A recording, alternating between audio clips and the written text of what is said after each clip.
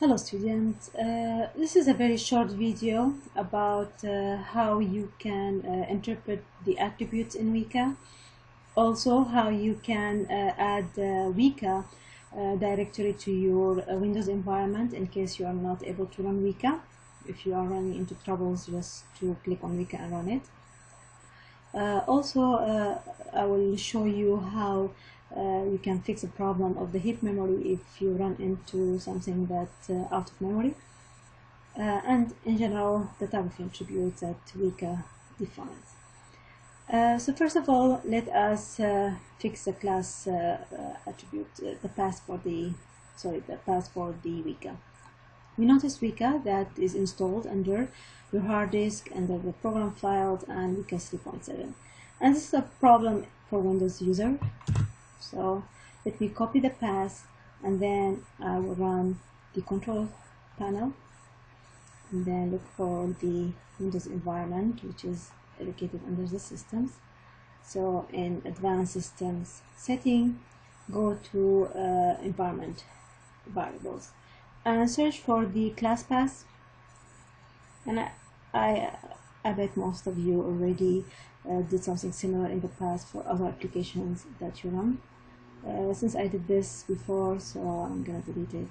So you put semicolon, you write a semicolon, you paste the path, and then you put /weka.jar. In this way, whenever you want to run Weka, will run automatically from the command line. Like you write Weka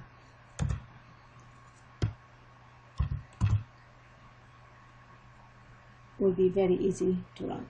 Now for the second type of the problem, let me say this is, I can avoid this one. So Weka is another problem that we notice is the out of memory. To be able to solve this problem, let me go back. This document will be available for you in Blackboard. You can run Weka from the command line. Now since the Weka is running, I don't want to run it twice, so I'm closing it. And you can just copy the path, and of course is based on your specification, like where is Weka and which type of Weka. Like in my case now, let me make sure that this Weka is the same. Yes, Weka-3-7. So it's exactly the same the way I provide it here. So what you are saying here, like from the command line, run Java dash with the memory equal to 1024 mega, which is almost we are saying 1000 megabyte, and you say dash jar weka.jar, and you can do it in this way. You just go to the command line cmd, and you say okay, change directory /, so you go to the C and change directory to the program, and you search for the program files, enter, change directory to Weka. Okay, and from here you say Java dash xmx 1 space 1024 mega dash jar, and this is how I'm running now the Weka from the command line jar.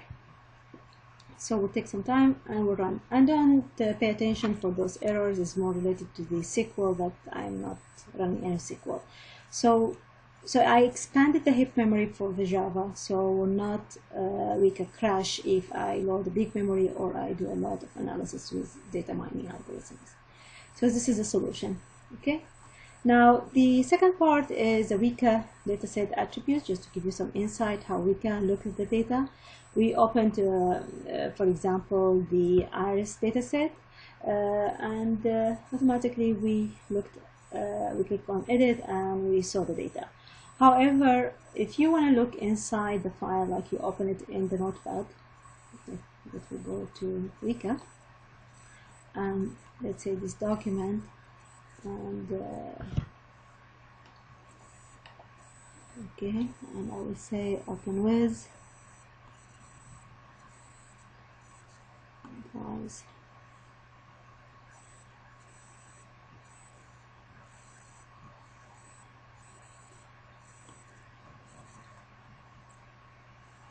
Windows. Not bad. Okay. You can see the data is a little bit different. Actually, it shouldn't look in this way, so I will open it in a different application.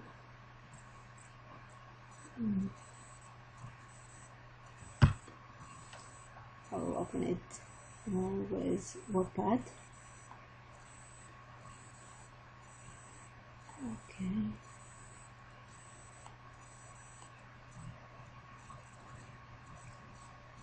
It's a little bit easier. So those are comment. It start our data actually all those comment from here.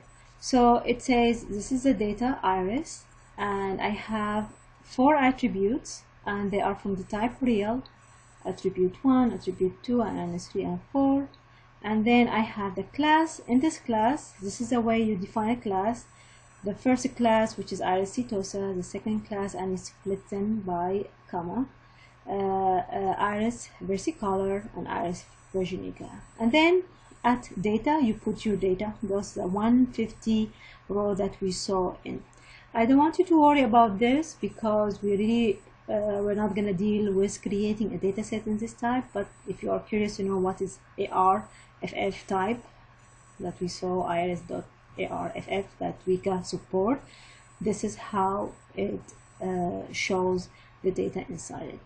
However, if you have a data in Excel, you can convert it to CSV, and Weka can accept a file from the type .csv and some other types of data.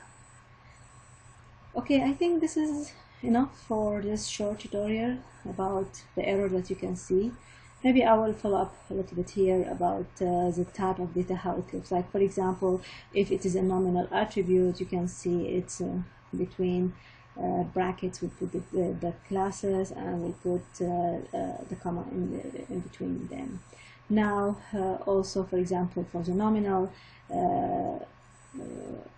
we have only true and false.